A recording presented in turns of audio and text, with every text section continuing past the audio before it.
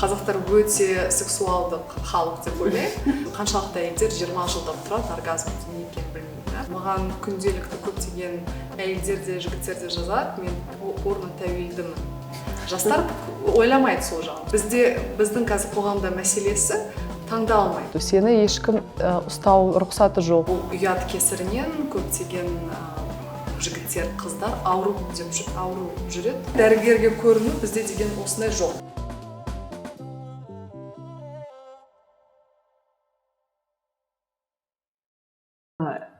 Анель, сені көріп отырғаныма өте қуаныштымын.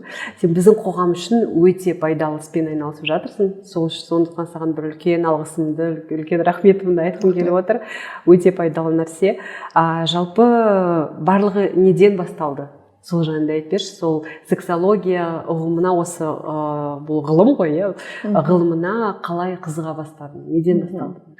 Мен ең алғашқы, бұл мен тренерлік жұмысым бар. Мен әйелдерге босанғаннан соң өз қалпына келу жайында, послеродовое восстановление деген арнайы тренингтерді өткіземін.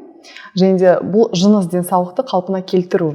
Бірақ та уақыт өте келе әйелдерде тек қана жыныс денсаулығы емес, бұл жынысты қарым-қатынасқа келген, және де осы салада білімім жоқ сияқты деп білдім, сездім, және де осылай мен сексологияға келдім, себебі именно психологиялық тарапынан білім жетіспеген соң. Сен сонда Мәскеуде оқыдың, 2016 жылдан бастап. Бұл жерде жалпы ең сені таң қалдырған қандай сен үшін сондай ашылу болды? Негізінен ең бірінші барғанда 2016 жылы мен сол жерде вообще жыныстық сауаттылық жайында вообще білім аз болған. Барғанда ең бірінші таң қалдырған ол сол жердегі қыздар, себебі менталитет бәрібір басқаша, олар өте ашық, мүлдем ұялмайды, қаншалықты ашық сөйлейді и қаншалықты өздерін еркін сезінеді, сонымен таң қалдырды. Және де уақыт өте келе олармен жұмыс жасаған соң мен де сондай сияқты болып қалған сияқтымын, бір әсерін тигізген. Және де қазіргі бір мақсатым сол біздің де әйелдер осындай сияқты кішкене ашылып ұялмай жүргенін қалаймын. Ал жалпы осы жыныстық тәрбие деп жатырмыз ғой, бізде жалпы сондай өзекті мәселе, әсіресе біздің елде, Қазақстанда. Қалай ойлайсың осы жыныстық тәрбиені, сексологияны қанша жастан бастап балаларға үйрету керек? Қыз балаларға да, ұл балаларға да, қанша немесе сыныптарда, мектепте мысалы енгізетін болса бұл пәнді, қанша жастан, қаншасыншы сыныптан бастап үйрену керек? Менің жеке пікірім, негізінен уже бала өсе келе, уже өзі дәретханаға барғанда, уже жуынып бастағанда, уже есі кіргеннен кейін, уже ақырындап кейбір кішкентай мөлшерде беру керек, бастау керек. Мысалға, өз-өзін жуыну қалай, что сені ешкім ұстау рұқсаты жоқ, сенің жыныс мүшең ешкім, осындай нәрселерді ең кішкентай кезден бастап уже айтып бастау керек. Әрине уже ете кіріп келгенде, немесе жігіттерде уже полюция бастағанда, уже осы жыныстық қатынас жайлы ақырындап айту керек. Уже жігіттер қыздар ұнаған кезде уже жүкті болу жайында, қорғану жайында уже сөйлеу керек. То есть это уже ең кішкентайынан бастап, 18-ге дейін 8-9 жастан бастап, бұлай сақ, әлде одан да где-то 5-терде 5-тен бастап айту керек, ақырындап айту керек. Осы орта білім мектептерге келетін болсақ, біз білеміз осындай 18 жасқа жетпей қыздар, біздің статистиканы қарасақ, көптеген аборттар болып жатыр. Сонда біздің мектептерге жалпы сол сексология ғылымы қалай ойлайсың, міндетті түрде қажет па? Бізге енгізу керек па сол пәнді, валиология немесе НВП деген сияқты керек емес пәндердің орнына? Енді қанша жылдап қазір жұмыс жасадым осы салада, біздің халқымыз енді оны пән ретінде енгізу кішкене мүмкін шок болатын шығар. Ата-аналар үшін, кейбір әлі түсінбейді оның маңыздылығын. Бірақ менің ойымша хотя бы ең басында хотя бы мастер-класс ретінде кейбір ашық сабақ сияқты осындай хотя бы анда-санда өткізсе, сол да жеткілікті. Маманды шақыртып, арнайы. Бізге жалпы міндетті түрде керек жастарға түсіндіру үшін, осы мектепте оқып жатқан, қазір кәмелеттік жасқа толайын деп жатқан жастарға. Бізде жалпы біздің Қазақстанда, қазақ қоғамымызда осы сексуалдық проблемалар жайында айту деген әдет жоқ бізде, иә. Бізде бұны бір ұят санайды, бір тыйым салынған, бір табу нәрсе. Қалай ойлайсың, бұл сексуалды проблемаларды біз егер оларды зерттеп, бұларды кәдімгідей емдеп, деген сияқты сөйлейтін болсақ, біздің өміріміз жақсы болып кететін еді ма? Біз сондай ашық болатын едік па соңғы кезде, бір адамның отбасылықты өмірлері жақсы күйге айналатын еді. Енді ең басты сексологияның маңыздылығы және де менің жұмысымның ең бастапқы мақсаты бұл халықтың денсаулығы, менің ойымша. Себебі қазіргі таңда бұл ұят кесірінен көптеген жігіттер, қыздар ауру жүреді. СПИД, ВИЧ, түрлі инфекциялармен жүре береді. Олар емденбейді, себебі сондай жоқ, дәрігерге көріну деген жоқ. Осы жағынан ең бастысы. Екіншісі бұл аборт, жүкті болу, сол қорғану түрлерін қарастыру. Осындай хотя бы осы бастапқы деңгейде болса, бізде халқымыз денсаулық тарапына кішкене өседі. Кішкене болашағымыз, кішкене денсаулығы жақсы болады. Сол бұл ең бірінші приоритет, да?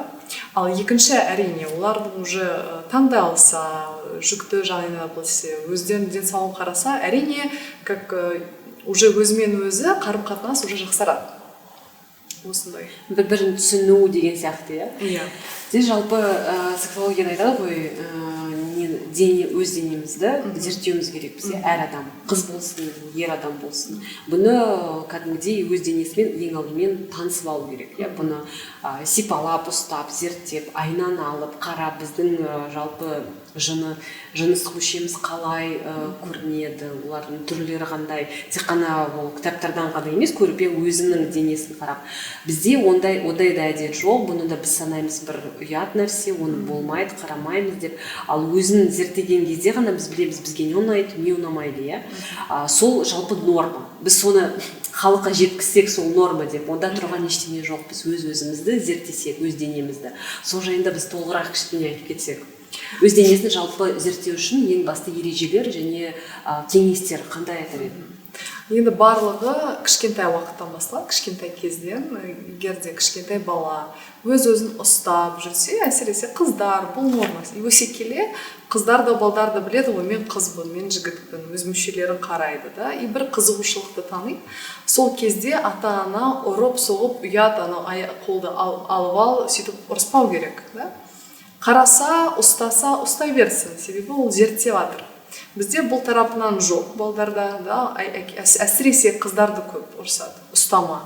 Жігіттер көрсетсе, там апшу берші дейді, да.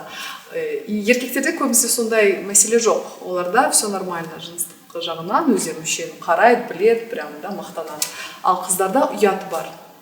Сол үшін кішкентай кезде қыздарға соны айту керек, то есть ұстаса ұрыспау, қарау и жуыну жағынан, да, то есть кішкентай кезден осындай нәрселерді айту керек. Кішкентай кезде уже жуынып білсе, өзін танып білсе, уже өзімен өзі ертең осындай мәселелер болмайды.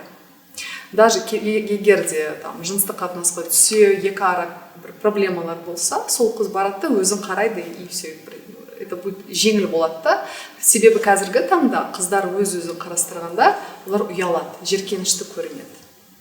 Өзінің жынысы мүшелері жеркенішті. Сол жеркенішті болмау керек, сол кішкентай кезден соны қарастыру керек ата-анасы. Ата-анасы үйрету керек бірінші. Иә. Сонда неге бізге сондай қалыптасқан, неге жеркенішті ол, мысалы өз-өзіне жеркенішті болса, онда оның сүйетін жігіті, онда қалай оған қарайды, ол оны жақсы көру керек қой. Бізде сондай жоқ қой, мен білмеймін, бұрында қалай болған, да, бірақ біздің ата-аналарымыз кезінде, әжелеріміз кезінде әрине осындай болмаған, да, осындай. Бірақ қазір заман өзгеріп жатыр. Қазір бізде глобализация, қазір бізде интернет бар, бұл бәрібір корректировка жасайды, да? Сол үшін бізде ауыстыруымыз керекпіз. Бізде заман өзгерді, бірақ халықтың көзқарасы бізде бұрында осылай болған ғой деп айтады. Бірақ ол уже лайықты емес. Бізде қазір уже басқаша, оны қабылдау керек. Көбісі соны қабылдағысы келмейді. Сол бұрынғы өмірде, бұрынғы ғасырда өмір сүргісі келеді. Бірақ заман өзгерді ғой. иә келісемін ол жағынан. Ал осы көбісі біздің қазақтың жігіттерінің пікірлерін көретін болсақ, иә, неше түрлі интернетте де жазады. Қазақ қыздары төсекте сондай тұйық, қысылады деп айтып жатады. Ал қыздардың пікірін былай көретін болсақ, олар айтады, қазақтың жігіттері төсекте онша емес деп. Ешқандай, тек қана жата береді, сен бәрін ол үшін жасап беруің керексің. Ол өзін бір сондай хан ретінде сезінеді, иә. Мен бармын, сен маған бәрін жасап беруің керексің, иә. Мені қанағаттандырып, маған ләззат сыйлауың керексің. Сол пікірмен қалай жұмыс істейміз? Жалпы осы қазақ қыздары тұйық төсекте, ал жігіттері андай фантазиясы жоқ деп айтып жатады ғой. Сол жағынан. Да, ең басты мәселе мына жерде тек бір, менің ойымша, ең басты шешу жолдары бұл ашық сөйлеу. Олар сөйлеспейді көбісі. Әйелдер сөйлеспейді, маған қалай ұнайды, мен қалай қалаймын. И еркек айтады, ой, ұялам, ой, керек емес, там. И просто үндемейді екеуі. Бізде бұл қалыптасқан, жыныстық қарым-қатынас жайында олар екі ара сөйлеспейді. Көптеген мәселелері бар, да, ұялу, ашылмау, хотя бұл күйеуі, да, 10 жылдан тұру мүмкін бірге. Осы жағынан олар екеуі екі ара бірге жұмыс жасау керек. Себебі мен айта алмаймын, что қыздар да, жігіттер де бізде как-то тұйық и в сексе не очень дегендей, да. Олар күшті. Менің ойымша қазақтар өте сексуалдық халық деп ойлаймын. Бірақ кішкене ашылмаған, да, ұят анау мынау деп. Бірақ мына нәрселерді біз алып тастасақ, екі ара сөйлесе, ұялмай, да, үйде ашығынан төсекте сөйлесе ма, да, без разницы. Сол кезде бәрі шешіледі деп ойлаймын. Сонда бұл қоғамның тыйым салуы, сол шектеулері сондай қысым көрсетіп жатыр, иә, жалпы әр адамға. Бір қалыптасқан ұғым, что жыныстық қатынас, это ұят, там, үндемей, там, төсекте, бір-екі, и все, бітті деген сияқты. Миссионерский позада деген сияқты. Иә. Ал мен оқымас оргазмның неше түрлері болады, иә. Бұл енді әйелдердің оргазмы бар, ерлердің оргазмы, ол жерде некоитальный деген оргазм бар, межкомпрессионный деген бар, ұйықтап жатқандағы оргазм деген бар, иә, сондай кездейсоқ болып қалатын оргазмдар бар. Сол оргазмдарға тоқталатын болсақ, солардың түрлеріне тоқталсақ, олар бір-бірімен немен ерекшеленеді, жалпы олардың және клиторальный оргазмды айтып жатыр ғой, ондай ұғым жоқ деп. Ол бір миф, бір аңыз деп, иә. Соны түсіндіре кетсең толығырақ, бұл сол оргазмның түрлеріне тоқталсақ. Негізі осындай пікір бар, что клиторальный деген жоқ, бәрі клитордан қалыптасқан, бәрі сол жерден стимуляция басталады. Мен сонымен де келсем, иә, себебі бұл кішкентай мүше емес, бір үлкен мүше, біз көретін тек бір бөлігі, да, ішінен бұл кетеді. И оргазмға жету үшін оның мәні өте көп, басқа да оргазм, иә, келсем. Бірақ чувствует именно сезімталдығына келсек, әйел адам клиторальный алама, вагинальный, маточный алама, там, сквирт алама, олардың барлығы сезімталдығы жағынан қалай өз әйел адам қандай әсерін алады, олар бөлек, ерекше. Сол үшін тек қана бір оргазм түрі, тек бір деп айта алмаймын. Да, физиологически содан басталады, бірақ та үлесі бар клиторалдық, бірақ сезімталдығы жағынан қалай әйел адам алады оргазм бәрібір түрлі. То есть әртүрлі, да, кейбір кезде прям мощный болады, кейбір кезде может быть чуть-чуть. То есть по-разному, да? Сонда бұл адамның жыныстық конституциясына да байланысты. Конституцияда байланысты мүмкін, да, но это бәрібір оргазм алу үшін психологиялық тарапынан да, әйел адам қаншалықты күйеуімен ашық, қаншалықты ұялмайды, стимуляция тарапынан, себебі кейбір позаларда еркектің мүшесі өлшемі жетпеуі мүмкін, или жеткілікті емес, или позаның дұрыс емес қолдануы, да, что әйел адам сезбейді. То есть әр әйел адам лайықты любой оргазм түрлеріне, да, просто қарастыру, іздену керек. Ал осы маған ең қызығы болып жатқан, бұл осы түсте ұйықтап жатқан кездегі оргазм алады, иә, адамдар, әсіресе әйелдер шығады, иә. Бірақ еркектер жағынан білмеймін, енді ер адамдар. Бұл сонда қандай оргазм сонда психоэмоциональный дейді оны. Ұйықтап жатқанда. Мен ондай өзім негізі оқыдым, бірақ өзім ондай басымнан өтпеген, сонда маған қызық болып отыр. Ол сонда қандай ол? Ну, психологиялық тарапынан оны өмірде алмайтын оргазм алмаса әйел адам олардың түнде шығады. Да?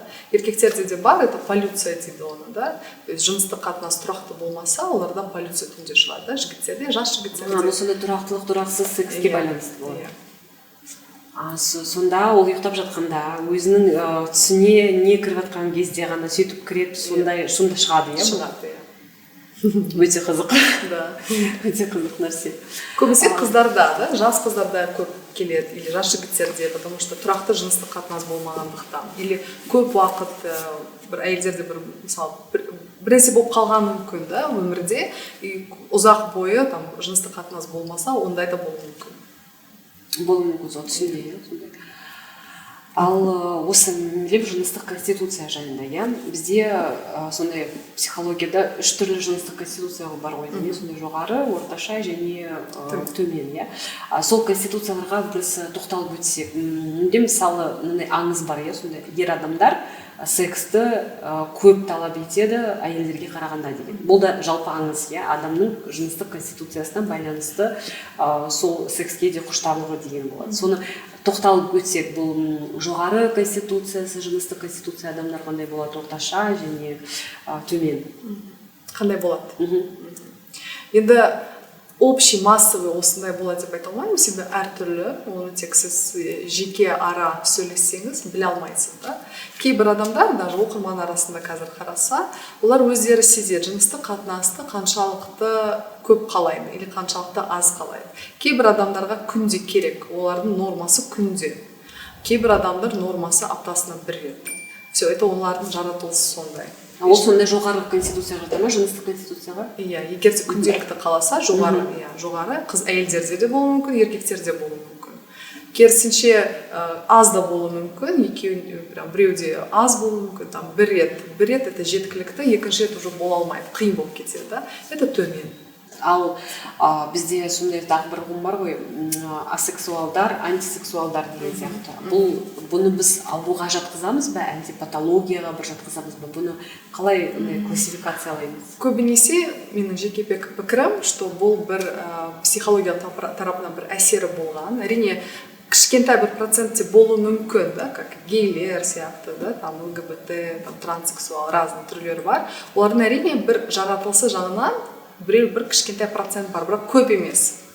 Көбінесе, если массовый айтсақ, бұл көбінесе бір психологиялық әсері болған. Кішкентай кезде болсын, или өсе келе, и оны мен асексуалмын, все болды деген емес. Бірінші психолог, психотерапия или сексологпен жұмыс жасау керек. Сонда бұл асексуалдар, антисексуалдарды біз психологиялық ауытқуға жатқызамыз ба, әлде бұл сондай бір ауруға жата ма? Емделуге келетін. Қазіргі таңда бір ауытқу деп айту тоже бір сразу айтуға болмайды, да, көп нәрселер, себебі сексология тарапынан көп нәрселер қазіргі таңда ауыстырып жатыр, да.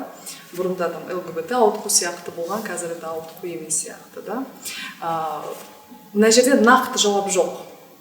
Кейбір жерде ауытқу болуы мүмкін, кейбір жерде бұл емделінетін, өзгерте алатын нәрсе болуы мүмкін. Жалпы оның барлығы енді психология тұрғыдан кішкентай кезінен болған бір көбінесе соның несі себебін сол жерден іздеу керек. Көбінесе, иә.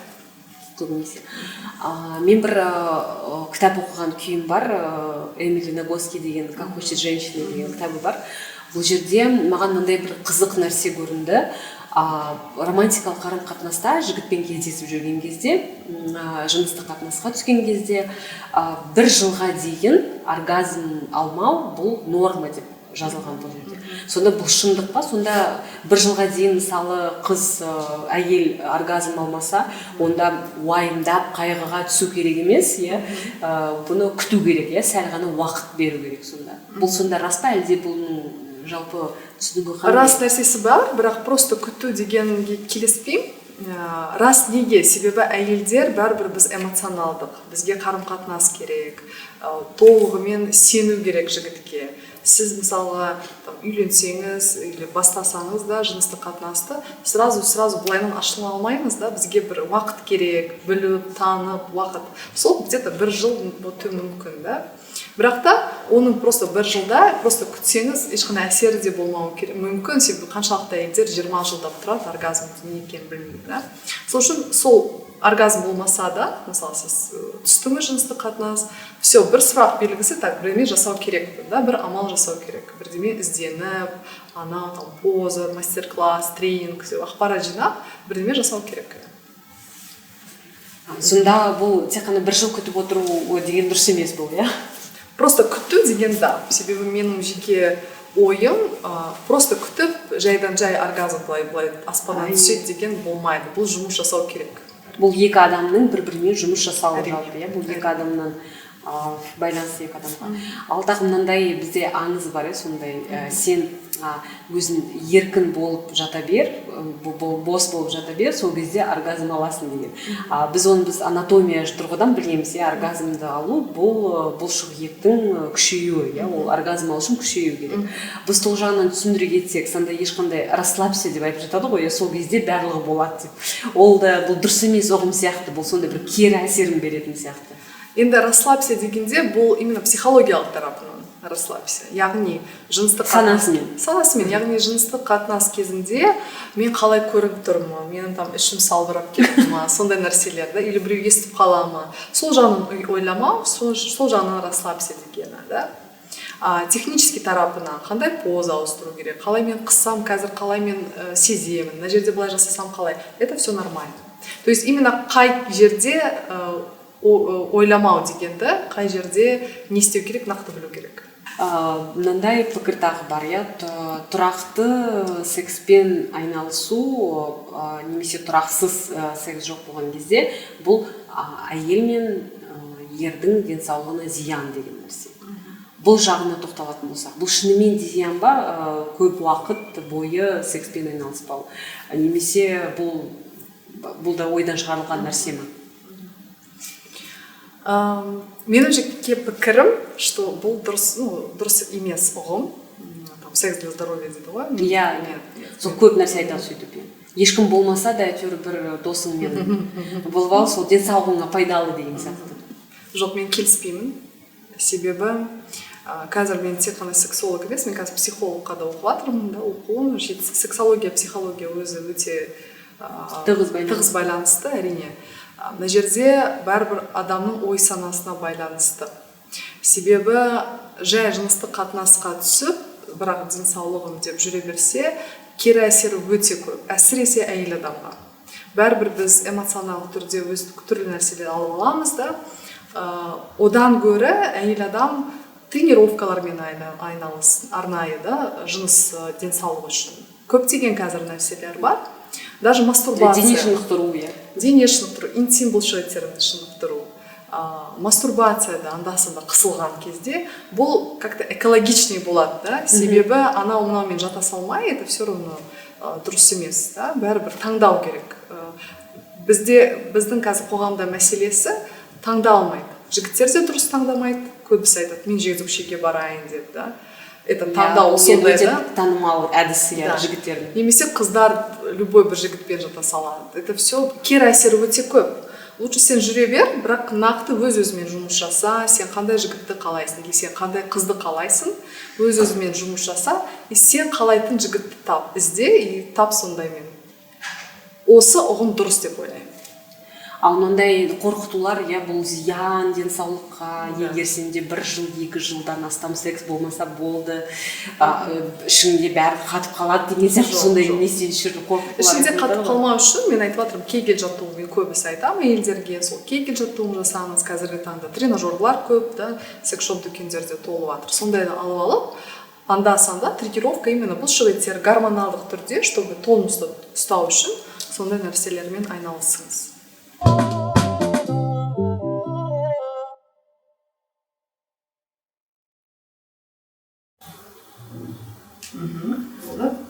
Ал мынау кегель жаттығуын жасауға арналған шариктер. Бұлардың сонда 3 түрі бар екен мына жерде, олар несімен ерекшеленеді бір-бірімен? Негізі қынапты қатайту үшін, әсіресе босанған әйелдер үшін, олар қалпына келу үшін көбінесе шариктерге жүгінеді. Қазіргі таңда шариктердің өте көп түрлері бар. Мынау Satisfyer компаниясы, бұл ең сапасы өте жоғары, ұстасаң да өте приятный, да? Бұны қынапқа кіргізеді әйел адам и қысып бастайды. Қысады ішінде қысып жүреді, ұстайды. Мына жерде мынау мысалы ауыр, да? Сенікі жеңіл ғой кішкене, да? Сенікі жеңіл. Менікі ауырлау екен. Ең ауыр болса, сенің орташа ауырлығы. Мына жерден бастайды кішкентайдан. осы уже өте жеңіл болып қалғанда уже екіншісіне көшеді.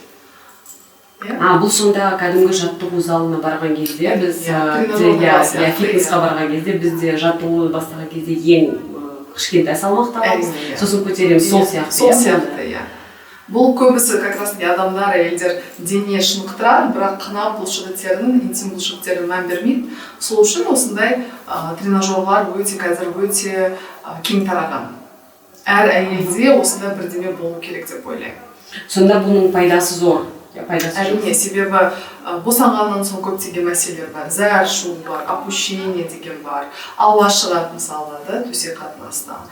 Тағы қандай мәселе бар, геморрой да бар мысалға. Олар бәрі көмектеседі. Геморрой да көмектеседі. Қандай керемет нәрсе. Ал мысалы әйел босанбаған болса, бала көтермеген болса, сонда оған да бола бере ме? Әрине, себебі бұл бұлшық ет қой. Оған нагрузка бермесеңіз, жаттығу жасамасаңыз, ол босайды.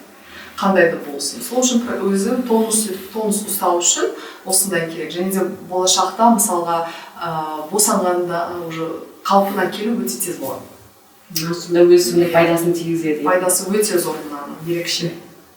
Әр қыз балада осындай шариктер болу керек. Міндетті түрде. Тренажерлар болу керек. Ал бұны үйінде өз бетінше жасауға бола ма? Бұл жаттығуларды әлде міндетті түрде бір мастер-классқа бару керек па, үйрену керек па? Олар әр тренажердің ішіне инструкция кіреді.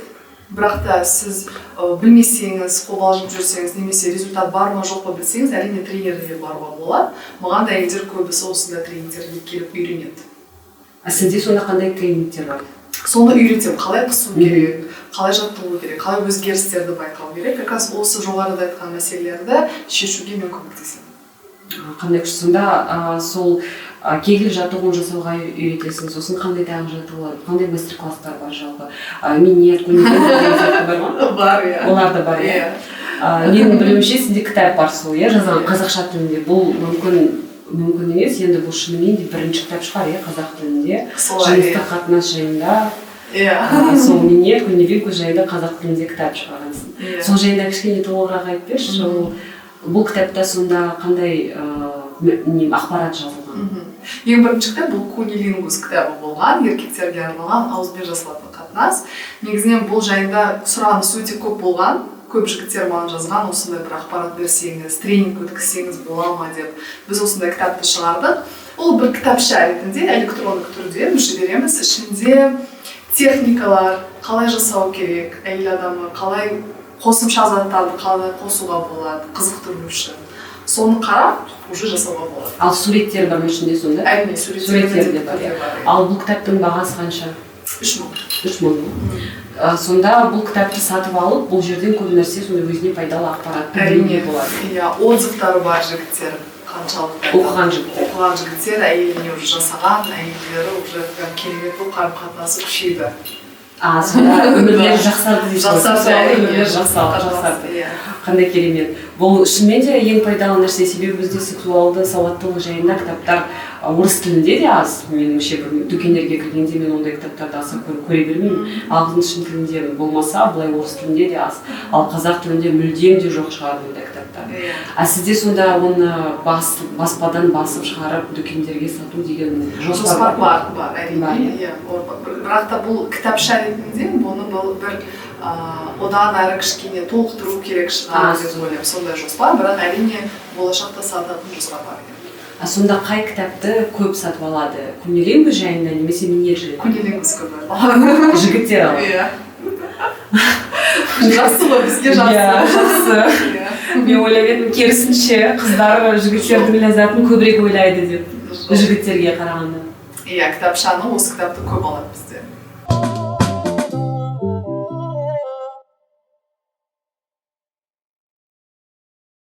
Ал порнографияға тоқталатын болсақ, осы порно индустриясы, бізде бұл енді бір білмеймін совет одағынан бір танымал нәрсе бізде ВХС кассеталар болған кезде әрбір жігіттің үйінде ер балалардың үйінде міндетті түрде сондай порно кассеталар бар. Жалпы бұл порно басқа да порноға құмарлық, сол құштарлық, басқа да құштарлықтар сияқты бұл зиян, ішімдік сияқты, есірткі сияқты деген.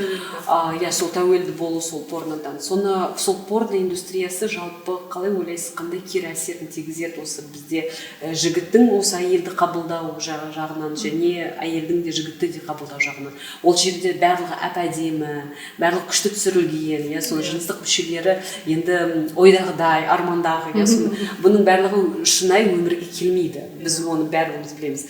Сол порно индустриясының зияндылығы жайында айта кетейік. Енді зияны өте жоғары. Маған күнделікті көптеген әйелдер де жігіттер де жазады, мен порно тәуелдімін. Порно тәуелді деген не? Жыныстық қатынаста мүшесі тұрмайды қарамаса. Мүлде мүшесі тұрмай қалады. Әйелдерде де қызығушылық жоқ, күйеуі жатады қасында, бірақ порно қарамаса қызығушылық жоқ. Это уже психологиялық ауытқу. Бұл өте қауіпті. Екіншісі, бұл психологиялық тарапынан постоянно қарай берсе, кейбір адамдар нормасын білмесе, уже порноның андай ауытқу түрлерін қызығып кетеді.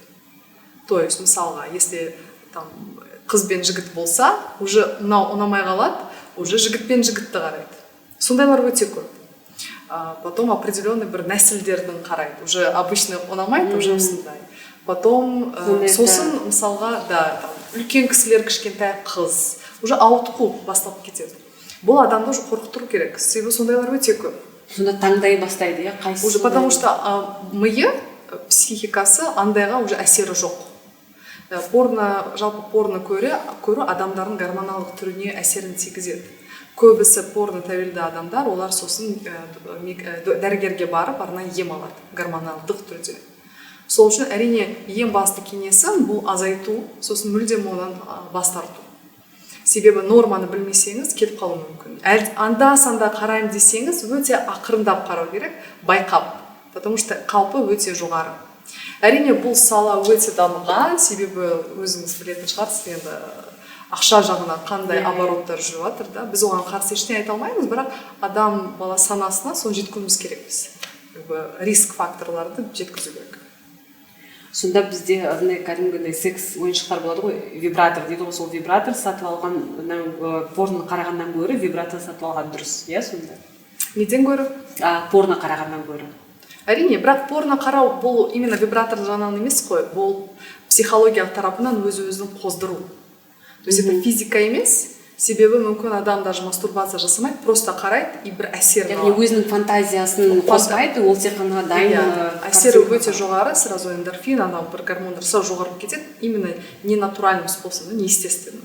То есть искусственно жоғарып кетеді, көтеріледі, сосын оны көтеру и қайтан осы деңгейге көтеру үшін қиын болып кетеді. Адам өзімен өзі уже істей алмайды оны.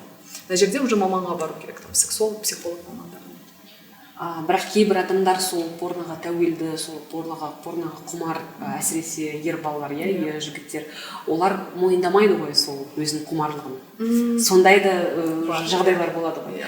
Бұларға сонда бір арнайы тест бар шығар, бір арнайы бір сұрақтар, осы сұрақтарға деп жауап берсеңіз, онда сіз сондай тәуелдісіз, барып онда психологқа қарағыңыз деген. Тест бар, бірақ көбісі өздері сезеді. Өздері сезеді, что-то бірдеме не то, да. Себебі әйел жатады, әйеліне тұрмайды, обязательно порно. Өздері жалпы порно тәуелді адам өзі сезеді, что ол порно тәуелді. И менің жеке тәжірибемде сондай адамдар өте көп.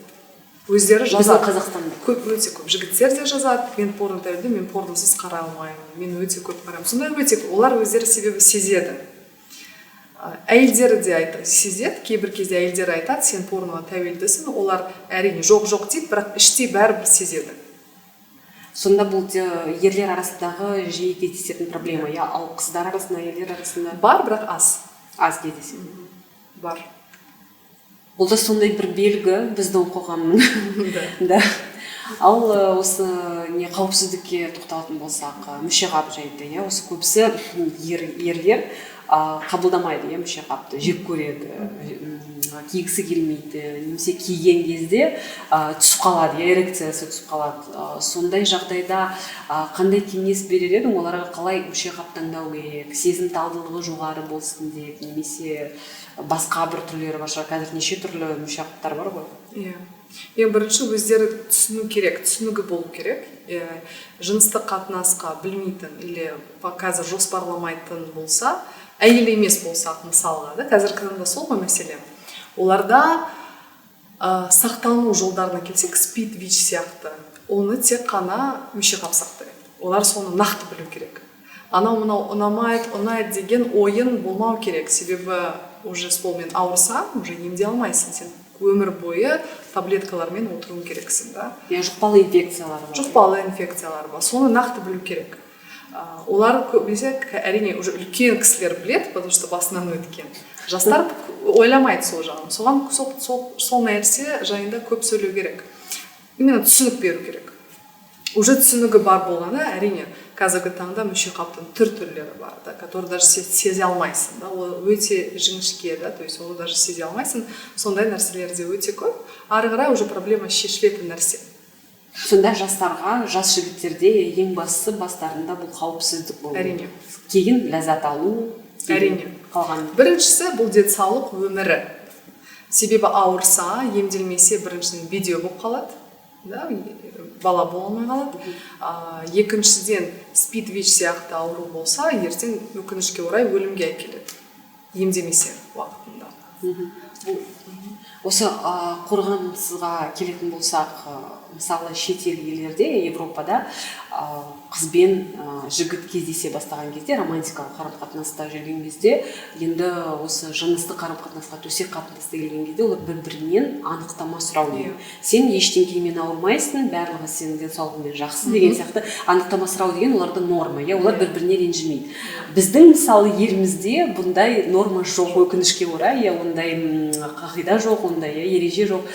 Соны біз түсіндіре кетсек, сондай анықтама сұрау жігіттен, иә, онымен төсек қатынасына жатудың алдында, бұл норма. Бұда тұрған ештеңке жоқ, бұған ренжудің де қажеті жоқ. Енді шыны керек, осыған жету үшін бізге қанша уақыт керек мен білмеймін, себебі даже ерлі-зайыптылар екі арас сөйлемейді, да? То есть уже бала шағасы 10-20 жылдап тұрып, олар сөйлеспесе, енді танысқан екі жастар сұрамауды мүмкін, мен ойымша, да?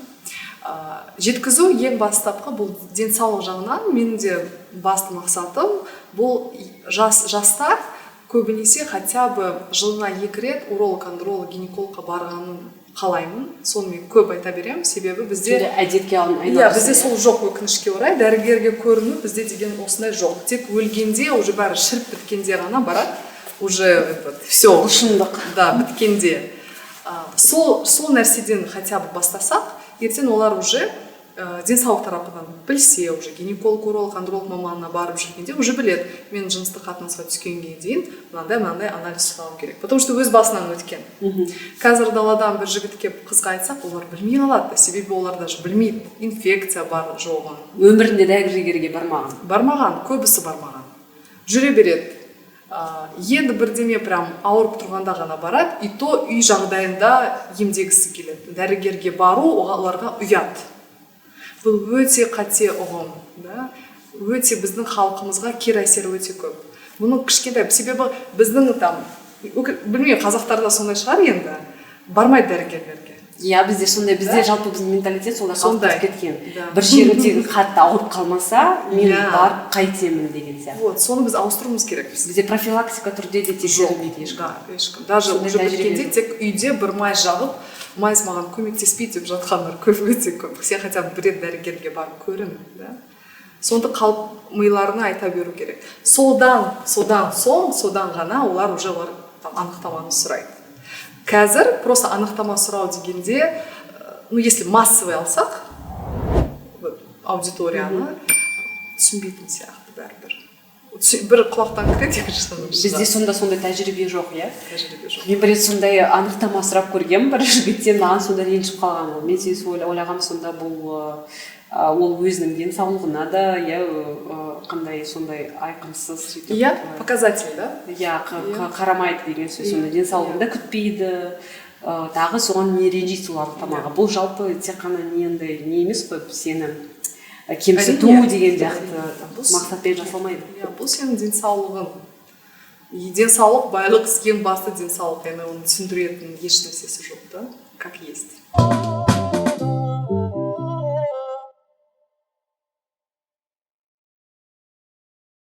Ал мынау қорапшалар мына жерде әдемі суреттер бар екен, бұлар не екен? Бұдан барлығы бұл мүше қаптар. Бұл сонда мүше қаптар, иә? Иә, қазіргі таңда көбісі мүше қапты неге жақсы көрмейді, ештеңе сезбеймін дейді. Сезім талдығы жоғары. Қазіргі таңда түрлері бар, өте жіңішке түрлері бар. Мына жерде көрсеткендей да усиктер, да, всякие түрлері бар. Мына жерде атаулары да керемет екен, молитвенный деген сияқты. Француз шоковая терапия. Заводной искуситель деген сияқты. Сонда мыналар кәдімгідей қоздырғыш сондай әсері бар, иә? Әйелдерге бір қосымша стимуляция болады. Ал еркектерге бұлар жіңішке болған соң болады. Бұл жіңішке.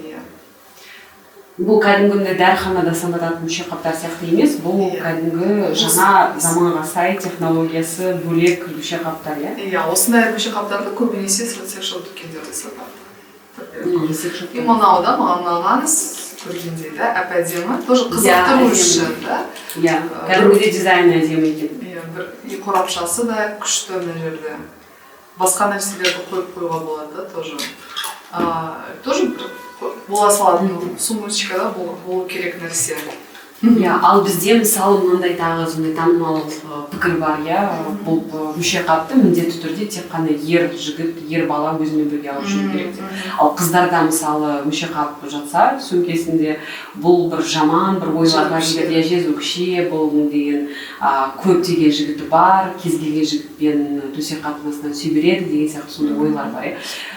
Бұл жайда да айта кетейікші, бұл қыздар үшін де мүше қап сөмкесінде тасып жүрген, бұл да өте сондай қорғанышты, пайдалы нәрсе. Бұл да норма болып саналады.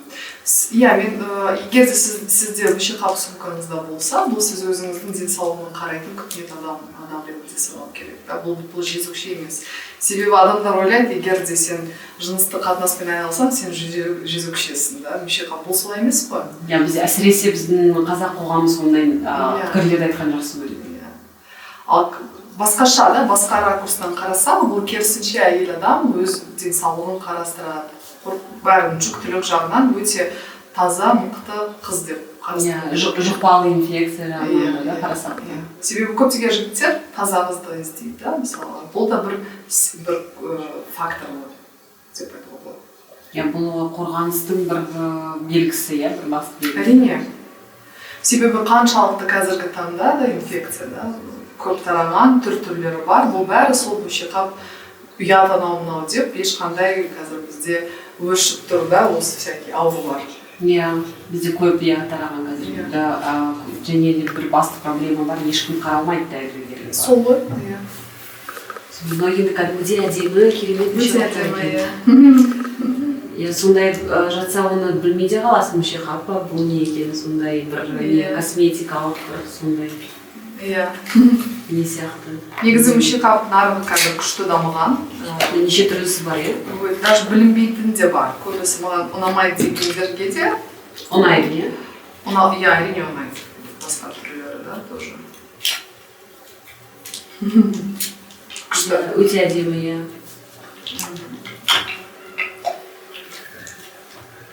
Сонда міндетті түрде мүше қап қолданыңыздар. Жігіттер мен қыздар. Иә, бұның еш ұяты жоқ.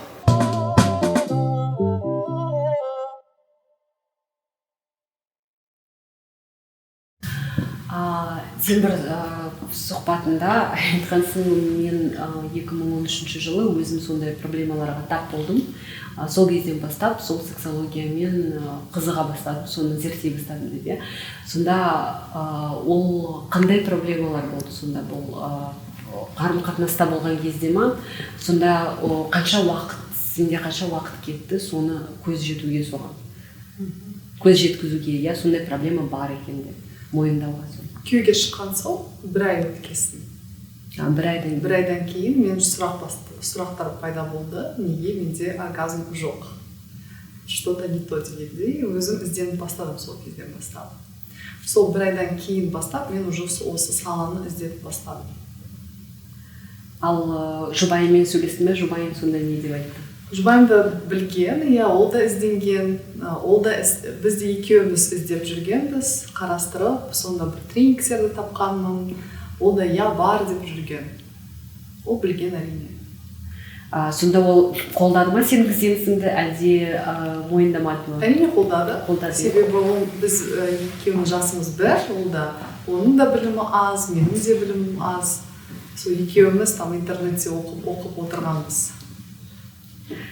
Сонда жалпы осындай сексуалды проблемалар туындаған кезде бұл жұптың қарым-қатынасын бұзуына, тіпті ажырасуына келетін басты себебі болуы мүмкін бе? Жалпы ма? Иә.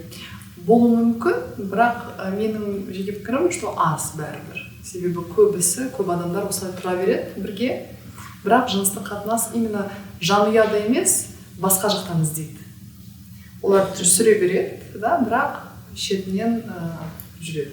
Иә, басқа қыздарға, басқа әйелдердің көмегіне жүгініп жүреді. Иә, немесе әйелдер де басқа еркектерге қарайды. Ал мынандай сұрақ қойсам, сенің жұбайымен ажырасуының басты себебі сонда не болды? Бұл қарым-қатынас. Қарым-қатынас бір-біріңізді сонда түсінбедіңіз? Түсінбедік, иә. Бұл көбісі ойлайды, сен жыныстық қатынастан ба? Жоқ, олай емес, жыныстық қатынастан бәрі жақсы болды.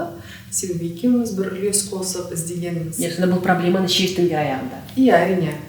Іздедік, шешілдік, бірақ бәрібір қарым-қатынас, сол үшін мен айтып жатырмын, жыныстық қатынаста даже бірдеме болмауы да мүмкін, бірақ екі ара ең басты қарым-қатынас жақсы болу керек. Қарым-қатынас жақсы болмаса, шешілмесе, әрине көбісі ажырасады.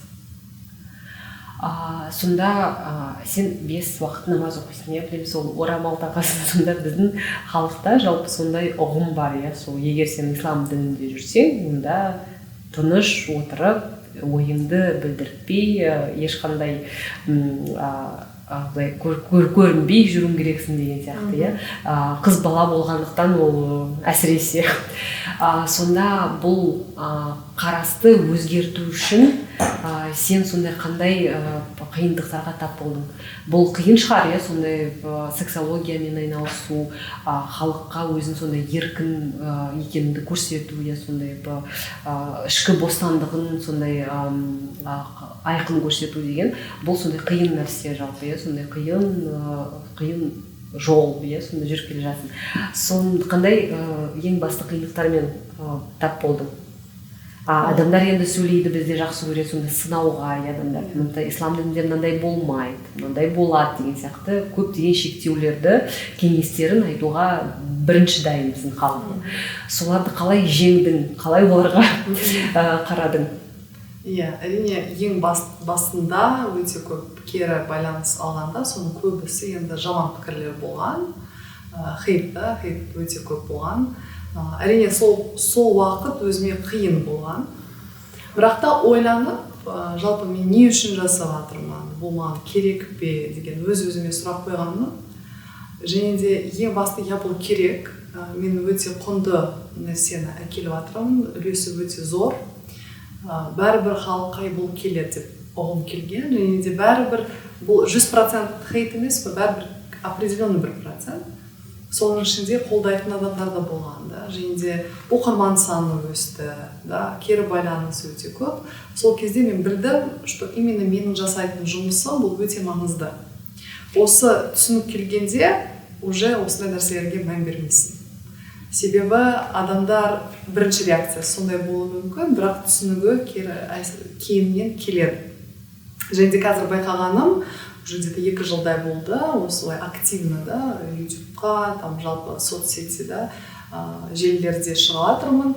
Көптеген адамдар түсінігі келіп жатыр, сауаттылығы көтеріліп жатыр, байқадым. Даже сұрақтарға қарап, басында сұрақтар өте сондай базовыйды білмесе, қазір уже білетін адамдар, уже сұрақтары да басқаша.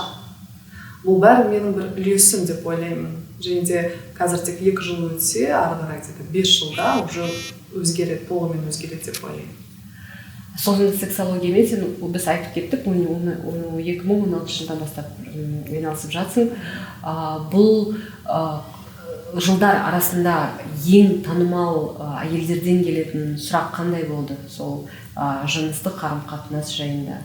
Қандай біздің әйелдер ең басты қандай проблемаға тап болады? Көбінесе бұл денсаулық тарапынан. Бәрібір әйелдермен жұмыс жасаған соң, тренингтерді өткіземін. Бұл ең көбісі сол. Себебі жыныс әсіресе көп босанған әйелдер, бізде әйелдер көп босанған, балалары көп. Әсіресе ол әрине денсаулыққа әсерін тигізеді. Және де олар көп сұрақтар содан келген, это 2016-дан келсек. Қазіргі таңда әрине бұл қарым-қатынас жайында, бұл оргазм жайында сұрақтар өте көп келеді. Ал жігіттерді алатын болсақ, балаларды, олардың қандай ең танымал сұрақ?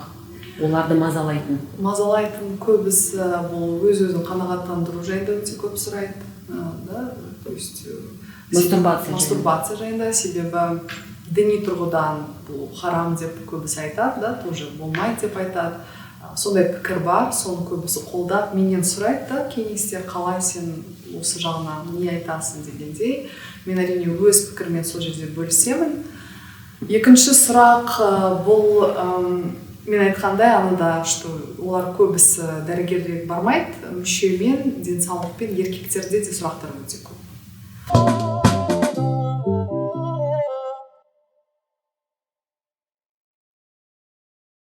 Мынау бізде вибраторлар, Иә.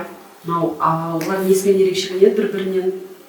Осы бұл клиторалдық, яғни оны клиторына қойып қояды, мына жерге қосып қойсақ түрлі функциялары бар. Әйел адам жыныстық қатынас кезінде немесе өзі жалғыз ғана болса да, өзін қойып қояды, өзі ләззатқа, оргазмға жеткізуге болады. Оның сонда ерекшелігі неде? Несімен жақсы болады? Ол соратын сияқты болып қалады. Соратын эффект. Шынымен де. Негізі бұл өте күшті вибратор. Себебі сору бұл өте ерекше сезім. Жай вибрация емес, именно соратын сияқты. Көптеген әйелдер сондайды жақсы көреді.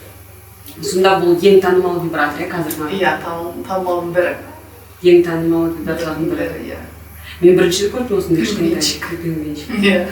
Көбінесе олар енді кішкене үлкендеу жасайды ғой вибраторлар. Ешкім даже біле алмайды ол вибратор екенін. Иә. Кәдімгі бір декоративный ойыншық сияқты. Бірнеше қозғалыстары бар, несі. Біреулер мысалға аз бер болса, аз стимуляция болса жақсы көреді, азайтып, кішкентай. Біреулер мощный жақсы көреді, ойнауға болады. То есть қайсы сізге именно ұнайды, соны таңдайсыз. Сондай үшірге болады. Қандай керемет. Бағасы қанша оның сонда? 40 мыңдай. 40 мыңдай тұрады. Егер жігіттер өз сүйіктісіне сыйлық жасағысы келсе, сыйлауға болады. Өте керемет подарка, сый болады еді. Керемет сый, жігіттер, бұл сіздерге назарларыңызға. Ал мынау? Бұл пачка, яғни бұны біз саусаққа кіргіземіз, киеміз, бұлай киюге болады, бұлай сыртынан сізге қалай ыңғайлы. Бұл жыныстық қатынасқа бірге болған жақсы. Себебі кейбір кезде жыныстық қатынас кезінде әйел оргазм алмайды. И мынаны сіз киесіз ба, күйеуіңіз кие ма, разница жоқ. И ешқандай көңілді бұзбайды, сіз қойып қоясыз. Мына жерде де түрлері бар, тоже мына жердегісіндей функциялары әртүрлі. Кішкентай үлкен жылдамдығы бар, бірнеше. Кішкентай болсын, прям мощныйлығынан, өзіңіз таңдайсыз. Бұл именно жыныстық қатынасқа, именно для пар дегеніне өте жақсы, өте лайық. Бізде мынандай танымал пікір бар ғой, мысалы, жігіттер ренжіп қалады, егер қыз жыныстық қатынас кезінде бір вибратор, бір ойыншық шығаратын болса, өзіне көмектесу үшін. Бұндай жігіттерге не деп айтамыз? Негізі бұл норма жалпы, бұл вибраторды қолдану. Вибратор бұл жерде көмек ретінде. Себебі кейбір жігіттер жыныстық қатынаста саусақпен бірдеме жасағанда көңіл бөліп кетеді, немесе назар аударып кетеді. Қыздарда да сол. Даже көмек ретінде қойып қоясыңдар, немесе осында просто қойып қоясыңдар, и ол сендерге тез ләззат алуға көмектеседі. Қосымша ләззат ретінде. так что оны бір сізді біреу замена ретінде емес, көмекші. Сіздің қасиетіңізді кемсіту үшін емес, бұл көмекші, бұл стимулятор ретінде қолдануға, бұл қалыпты норма жағдай, оған ешқандай ренжудің де қажеті жоқ. Әрине. Біздің жігіттер мысалы көбісі ренжіп қалады. Мен саған жетіспеймін ба, менің жасағаным саған ұнамай ма деп деген сияқты айтып жатады. Сонда бұл керісінше жыныстық қатынастық төсек қатынасын жақсартуға көмектеседі. Иә, себебі әр еркектің мақсаты бұл әйелді ләззатқа бөліну. Тек қана еркекке ғана ләззат алып келу емес. Иә, әрине. Сол әйелі қызы ләззат алса, ол өзіне де жақсы болады ғой. Сол кезде осындайды қосып, одан әрі ләззат сыйлауға болады. Қандай керемет. Қандай қараңыздар, қандай сүйкімді. Иә, милашка. Иә. Өшісек.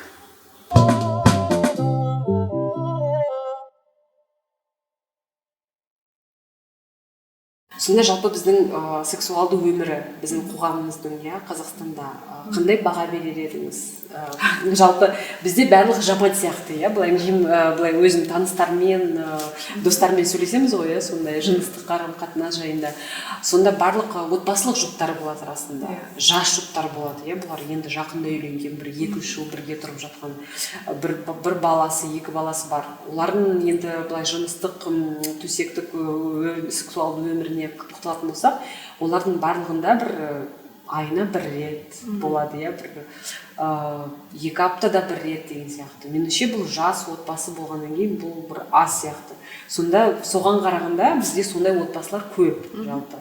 Мен енді бұл үлкен кісілерді алып тұрған жоқ, мен үлкен кісілерді түсінікті, бұл енді жыныстық конституциясы төмендеген кезде. Меніңше бұл сондай бір өзекті проблема сияқты, бұл. Еще сіз мысалы айтқандай, сіздің жақын достарыңыз, Алматы болуы мүмкін, еще Алматы. Алматы сондай болса, региондарда айтсақ, аймақтарда одан да вообще өте төмен. Өте төмен. Қазір бізді жаңалықта оқысақ, кілең ауылдық жерлерде всякая дичь, да? Түрлері, неше зорлық-зомбылық, зорлау, кішкентай балалар. Олар жүр ұят деп, бәрі көздері жұмып жүре береді. Өз-өзін алдап. Сол жағынан қаланы еще ладно деп ойлаймын енді, потому что это тоже бір процент қой, Қазақстанда айтсам, қала. Нағыз это же аймақтар қаншалықты мәселе көп. Солармен жұмыс жасауымыз керек. Негізі бізге осы жаңалықтар толған осы Абай ауылында болған сол кішкентай баламен, 7 жасар баламен болған оқиға, соның түбі негізі сол сексуалды сауаттылықта жатыр. Кішкентай балада жоқ, әке-шешесінде жоқ, ана үлкен кісіде де жоқ, вообще мүлдем жоқ. Сіз сұрадыңыз ғой, қандай дәрежеде? Өте төмен дәреже. Өте төмен. Мен осы блогерлікда жұмыс осы жалпы ютубқа шыққаннан кейін кейбір бастапқы деңгейде шоктың деңгейін енді мен айта алмаймын қаншалықты. Потому что Алматыда туып өстім, определенный адамдарды көрдім и вообще ойламадым. Оқырманда барса, аймақтар болған соң, қаншалықты күнделікті жазады, менде бір шок. Әлі күнге дейін, енді сондай деңгей емес, бірақ әлі күнге шок. Қаншалықты өтірік ұғымдар өте толып жатыр. Соған адамдар сеніп жүр. Сеніп жүр. И как непочатый край работы дейді ғой енді. Жұмыс көп. Жұмыс өте көп. Өте көп.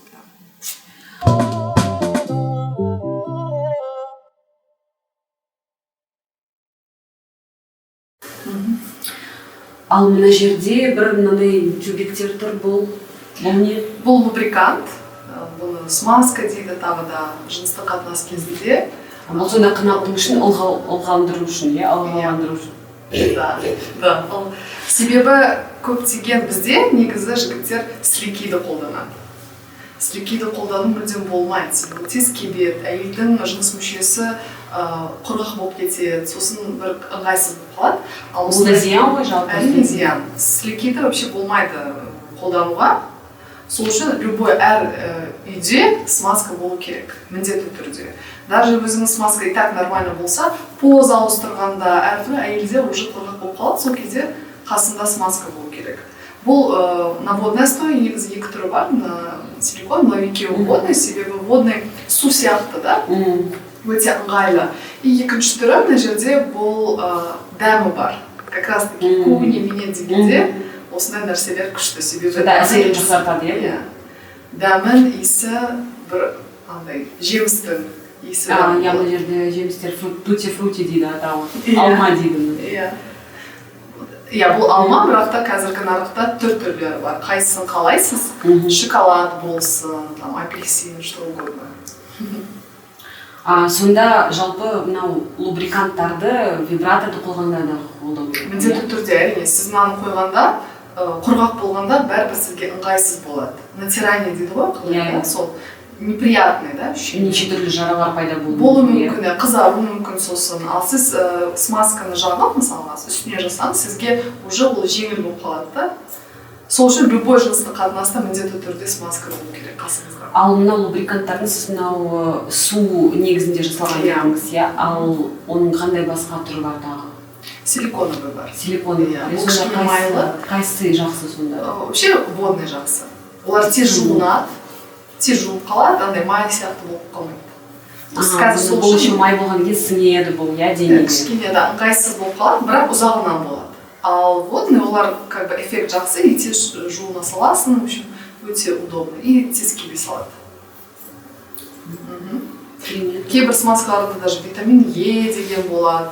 Қандай құрамына неше түрлі пайдалы заттарды қосады. Қазіргі таңда бұл нарық өте дамыған, бізге жақсы енді. Түрлі қайсысын қалайсыз, соны таба аласыз. Мынау стробери дейді, мынау клубника, құлпынай. Мынау нейтральный, то есть яғни жерде жоқ. Кейбір адамдар иістерді сонда жақсы көрмейді, дәмдерді жақсы көрмейді. Олар бір стандартный алады. Без запаха, без вкуса. Сонда табиғи өзінің несімен? Сондай. Так что где-то было керек. Әр жұпта, жыныстық қатынаста, төсек қатынасына түсетін әр жұпта, әр жұбайларда болу керек сонда үйлердің. Иә, бұл бір ереже сияқты. Бұл ең басты ережелердің бірі. Мынау лубрикант және вибратор. Бұл да басты ереже. Айтады ғой қазір, әр өзін жақсы көретін қызда вибратор міндетті түрде болу керек деген. Бұда тұрған ештеңе жоқ, бұл кәдімгі норма, сонда егер бір жақында қандай бізде мереке болады? Новый год? Жаңа жыл, сосын жаңа жылдың алдында тағы тәуелсіздік күні. Неше түрлі мерекелер туған күн болып жатса, егер міндетті түрде құлақтарыңызға алтын сырға. Андай бар да, вибратор болса, бұл бір еркектің мүшесі сияқты бір үлкен. Иә, солай елестетеді. Бірақ сізге мынада кішкентай, кейбір помада ретінде бар. Сондай кішкентай. Сумкаға салып аласыз да, оны даже ешкім білмей қалады, бұл не екен. Бұл вибратор екенін де білмейді, білмейді.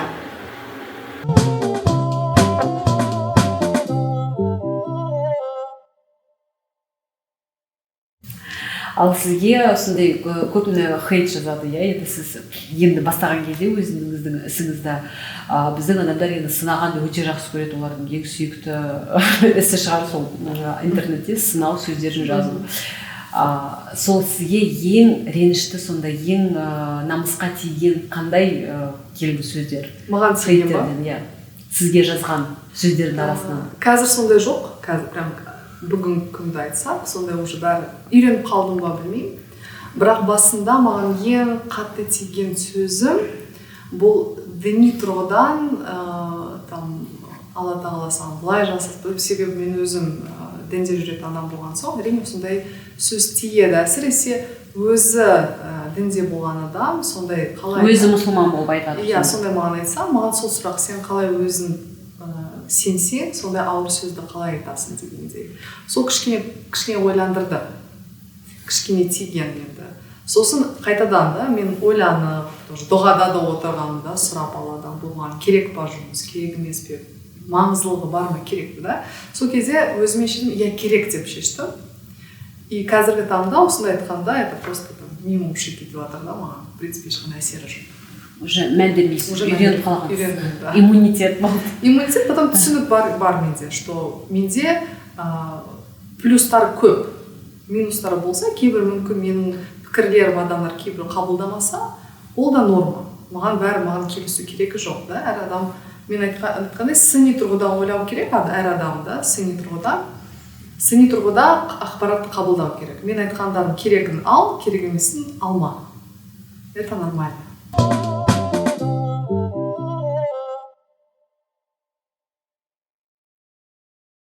Ең жақсы, менің жеке пікірім, ол ата-анасы түсіндіру керек.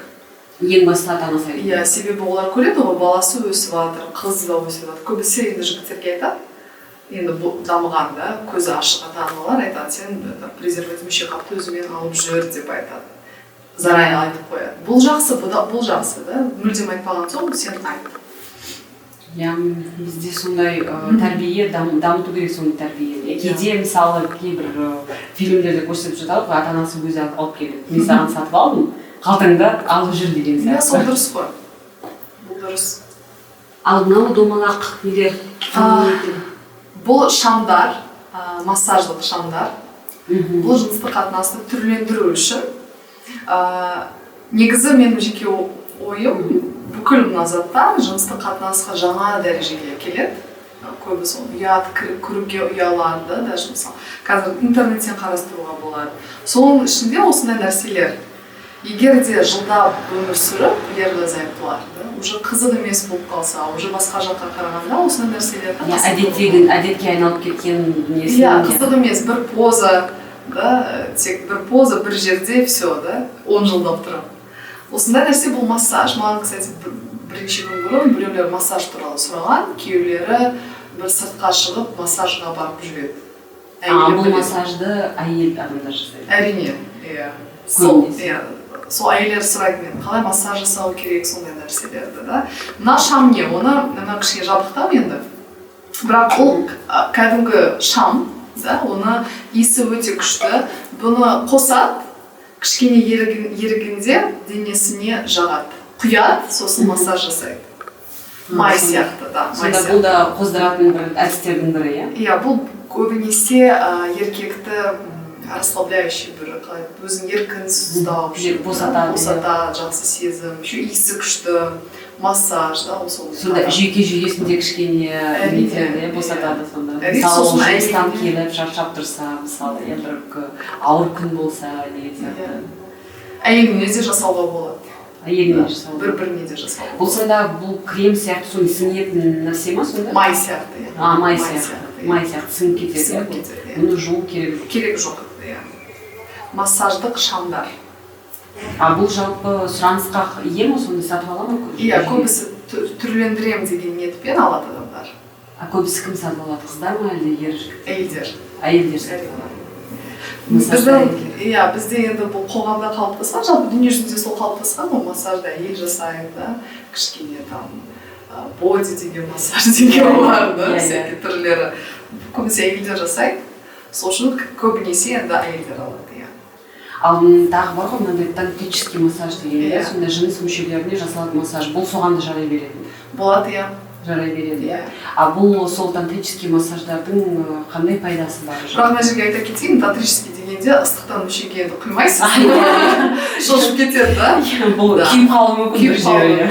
Енді қатты күймейді, бірақ ана жері мүшесі өте сезімталды жоғары болмаса, оны прям не рискуйте деген дейін, да? Онда айта кету керек. Бірақ та тантрический массаж гамма дейді оны, да, жыныс мүшеге жасалатын қатынас. Бұл да бір түрлендіру, қолмен жасайды, қазіргі всякие мастурбаторлар бар, әйелдер жасайды. Бұл бәрі түрлендіру, еркекке жаңа бір сезім бөліну, да, еркекті. Сезім сыйлау оған. Сезім, иә. Сосын сонымен қатар неге бұл өте маңызды, себебі әйелдер жүкті болуы мүмкін, немесе ете кіргелген кезде стандартты жыныстық қатынасқа түсе алмайсың. Сол үшін осындай нәрселер өте көмектеседі. Сонда бұл тантрический массаж арқылы да оргазмға жетеді? Әрине. Бұл тантрический деген енді бұл тантра десек ол кішкене басқаша, бірақ біз енді массаж, жыныс мүшеге массаж десек, әрине қолмен. Бұл әйелге де қалай жасау болады және ер адамға да бұл бірдей, сондай әсерін? Әрине, бірақ көбінесе енді еркектер әйелді қоздыру деген қиын болып қалуы мүмкін, себебі әйел кішкене жаратылысы өзгеше ғой. Бізге қолмен қанағаттандыру үшін нақты білу керек қалай. Еркекке бұл жағынан кішкене оңайырақ болады. Ол сізге көрсетіп, былай жаса, и все, и в принципе ләззатын алады.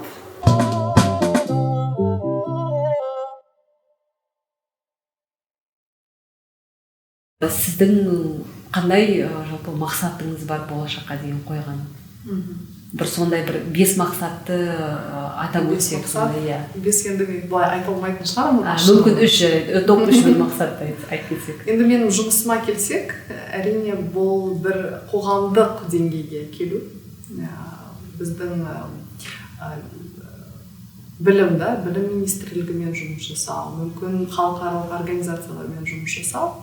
Бұл бір мақсаттың бірі. Себебі қазір мен өз-өзіме жасасам, мен біздің елді мемлекеттің бір қолдауымен бір жаңа деңгейге келу. Бұл да мысалы мектеп программасына енгізу, немесе ата-аналарға бір білім беру ретінде бұл бір мақсатым. Екінші мақсатым бұл жұмысына келсек, бұл әйелдердің өз құндылығын нығайту. Иә, себебі мен әйел адам болған соң, мен қазақ әйелмін, әрине жаңашарлық деген бар. Бір әйелдерге біздің енді көбісі оқығанда әйелдердің өмірлік сапасы төмен болса, әрине қандай мен үлес қоса аламын, қандай мен не істей алатын сияқты. Біздің әйелдер кішкене тәуелсіз болғанын қалаймын, да. Бұл да бір кішкене менің мақсатымның бірі. Жұмыс жасау, ақша тапқан, өз өмірін жаңа деңгейге әкелуге бір үлес қосатындай бір мақсатым бар. Қазақ әйелдерін алсақ.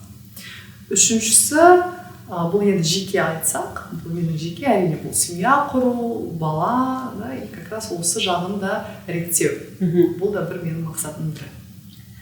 Иә, бұл біздің қазақ әйелдерінің, жалпы Қазақстандағы әйелдерін алатын болсақ, шынымен де біздің шынын айту керек, біздің әйелдердің жағдайы өте нашар. Біздің халықта, біздің елде бір жаңалықтарды ашып қалсақ, өмір бақи тұрмыстық зорлық зомбылықты содан көз ашпадық.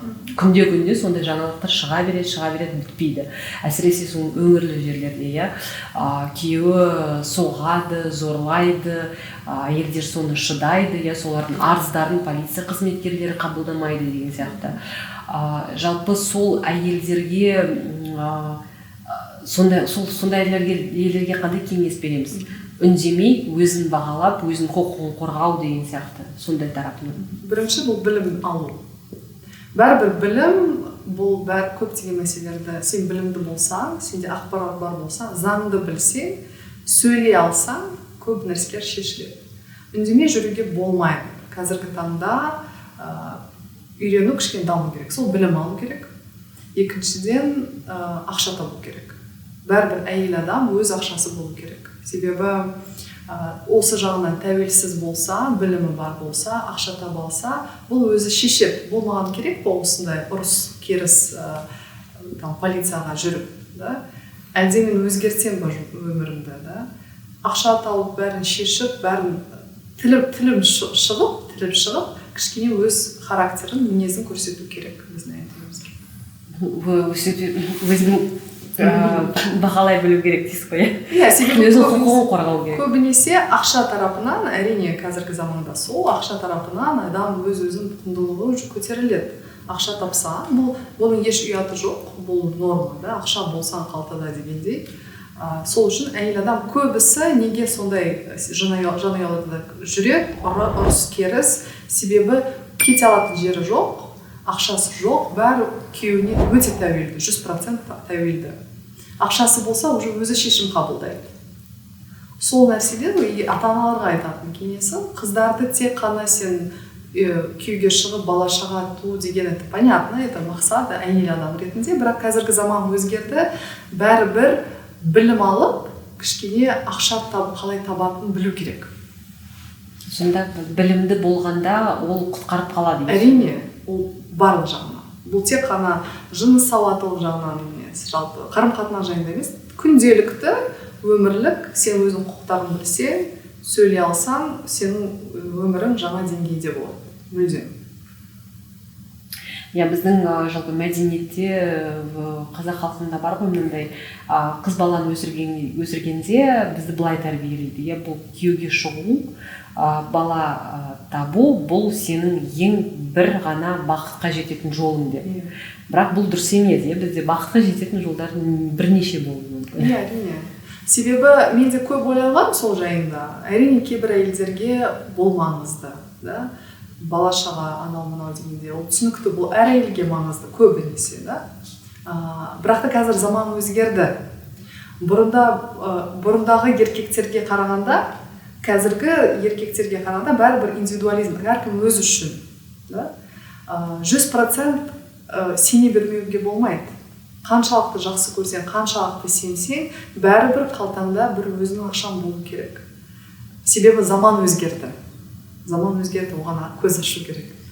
Иә, сол заманға сай өз ақшаң бол, да, өзің ақшаң болса, кішкене спокойно жүре бересің. Сіз феминизм жайында не ойлайсыз? Өзіңізді феминистка болып санайсыз ба? Қолдаймын феминистті, иә, әрине қолдаймын. Бірақ феминизм түрлері бар. Жалпы сол ұйымдармен де мен сөйлесем, білемін, түрлері бар. Бірақ та қазіргі біздің Қазақстанды алсақ, бізге именно определенный бір феминизм керек. Бұл әйел адам өз құқықтарын білу керек. Именно бір какой-то құқықтарға бағытталған. Иә, себебі жұмыс жағынан, бір парызда міндеттеріне қарастырып, өз құқықтарын білу керек. Бұл әйел адам төмен емес, ол бірдей. Әрине біз физиология тұрғыда біз айта алмаймыз бірдей екеніміз, бірақ құқықтарға қарап өз құқықтарын білу керек. Сол жайда әрине мен феминизмді қолдаймын. Ал біздің елде сексологиямен айналысып, жақсы табыс, ақша қаржы табуға мүмкін ба? Әрине. Психология, сексология тарапынан қазір өте керекті, әсіресе қазақша. Маған күнделікті жазатын адамдар, жақсы қазақша сөйлейтін сексолог мамандар бар ма, психолог. Қазіргі кезде сексолог, психолог мамандар көбісі Алматы, Нұр-Сұлтанда, бірақ аймақтарда жоқ. Осы саланы басқа аймақтарда да сол жерде білікті маман болса, ол нұр үстінде нұр. Әрине сол деңгейде ақша табуға болады, сол аймақтармен жұмыс жасап. Мен білесің инстаграмыңызда оқыдым, сондай бір күлкілі маған келген бір нәрсе, кунилингус арқылы жүкті болу деген сияқты. Сонда сіздің жалпы сізге келген ең күлкілі, ең бір ойға сыймайтын қандай сұрақ болды? Бір сұрақ бар, негізінен недавно келген, жақын арада. Бұл мені өте таң қалдырды. Бұл мынандай ұғым, да, что етеккір келсе, қыз тәңке емес деген сөз. Сонда қыздығы жоқ деген сөз. Қыздығы жоқ, етеккір келсе, қыздығы жоқ деген ұғым. Осындай бар. Бір рет сұрағанда мен бір қалжың ретінде қабылдадым. Бірақ әлі күнге дейін келеді. Бұны шынымен де сұрап отыр адамдар. Шынымен ойлайды, иә. Егер де қан шықса, етегі, значит, уже қыз емес, значит, уже бір жыныстық қатынасқа түскен. Бұл, былай ойласам, қайдан шыққан білмеймін. Бір жерден шыққан ғой енді, бірақ өте кең тараған. Өте қызық. Солда бізде қайтадан ата-анасымен сөйлеспейді, түсіндірмейді деген проблемаға оралып отырмыз қайтадан. Қыздар, жігіттер білмейді. Иә, барлығы жанұядан шығып жатыр.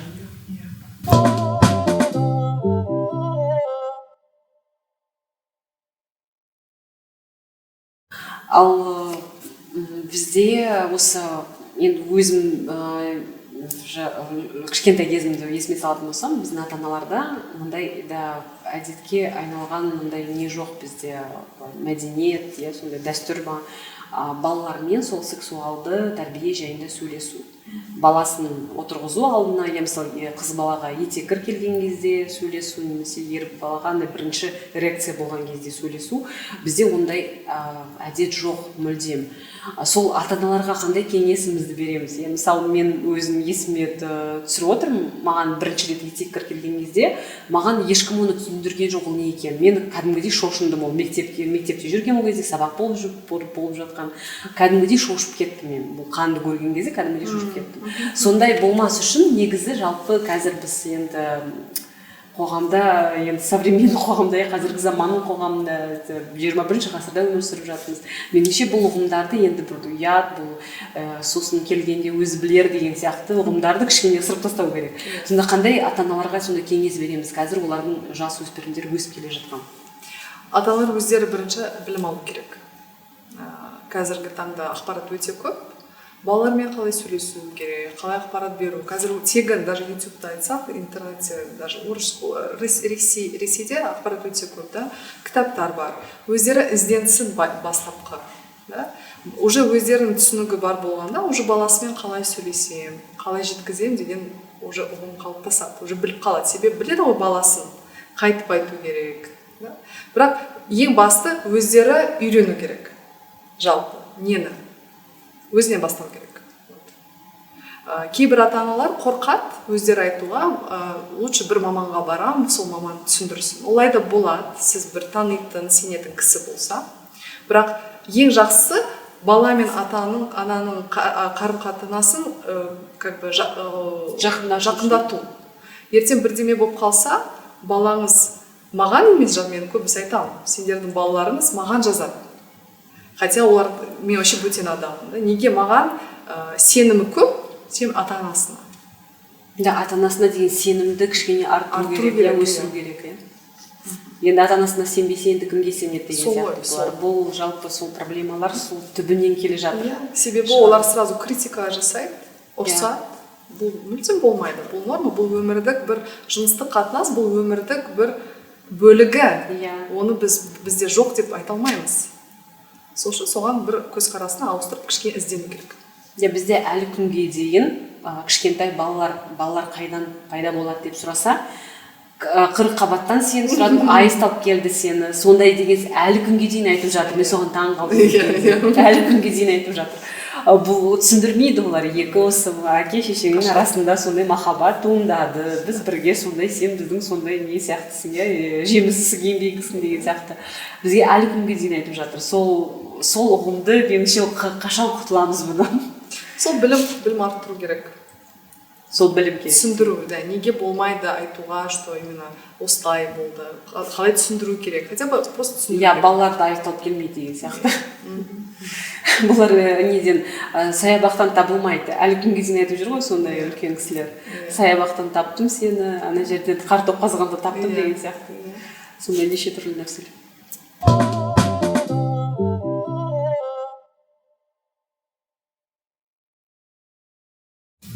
Бізде тағы сондай өзекті мәселе бар біздің халықта, минетпен және кунилингус, ауызбен жасалатын сондай ләззатқа келетін әрекеттер.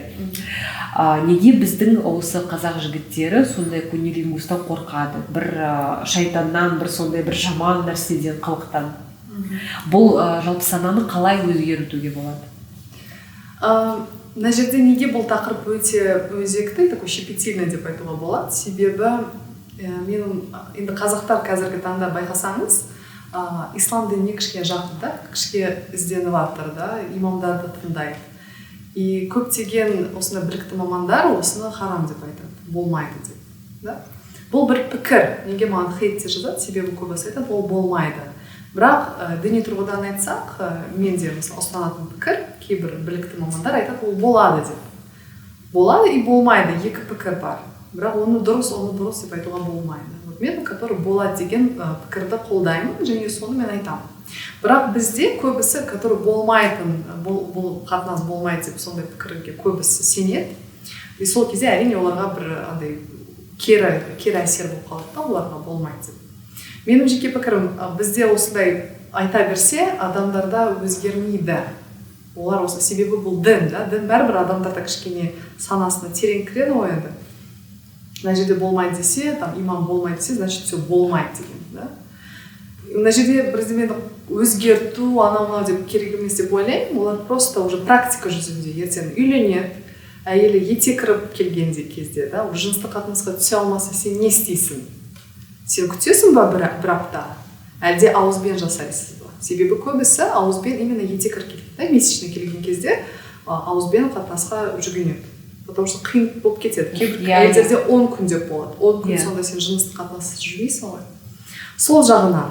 Мына жерде шешімі все равно екі ара болады. Да? Біз мына жерде кейбір сен осылай істе, саған керек деп мен айта алмаймын. Олар екі ара шешеді. Өздері қалайтынын таңдайды. Қалайса істейді, қаламаса жүрсін 10 күндей.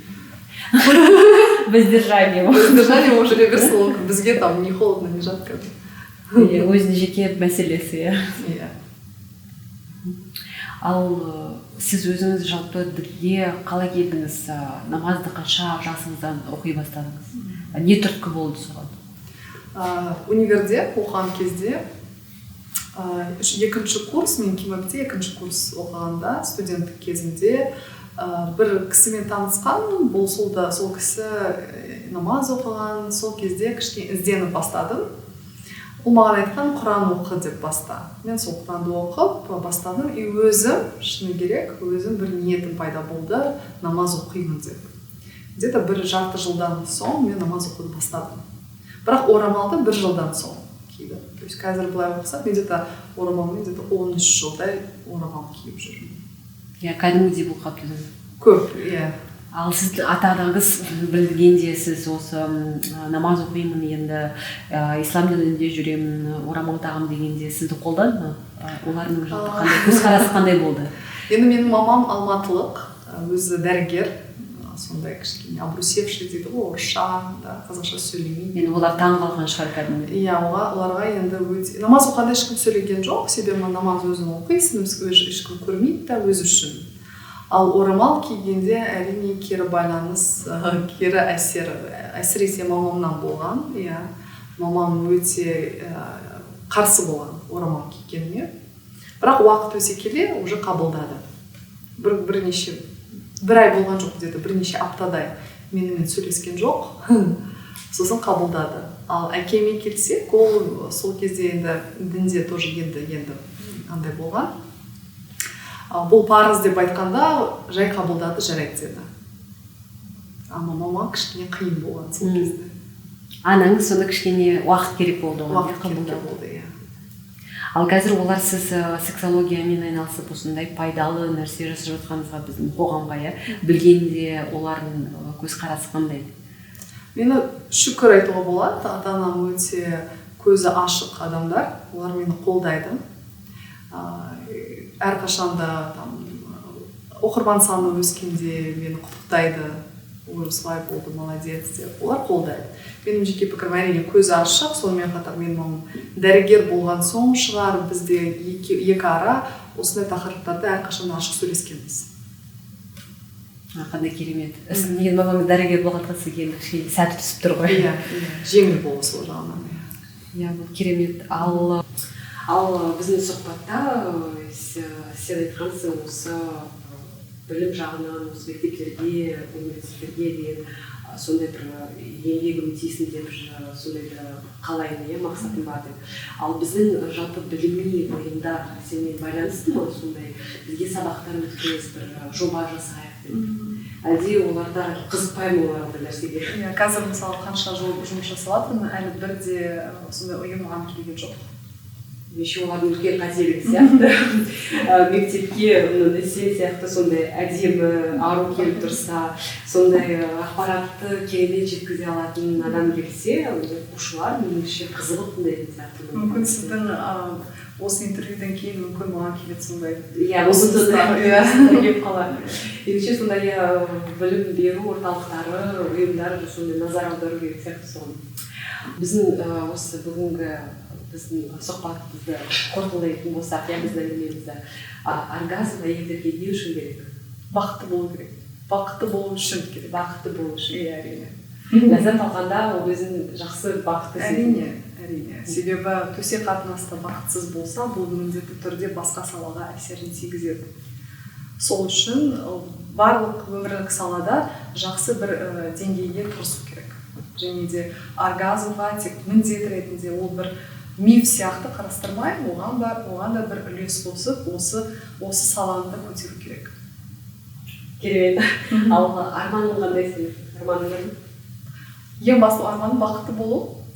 Бақытты болу деген бұл міндетті түрде жұмыс жасау, ұнайтын жұмыс жасау, семья құруда, жанұя құру, сүйетін жігітпен, сүйетін адаммен, және де туған туысқандарым қасында болса, бұл ең басты бақыт деп ойлаймын.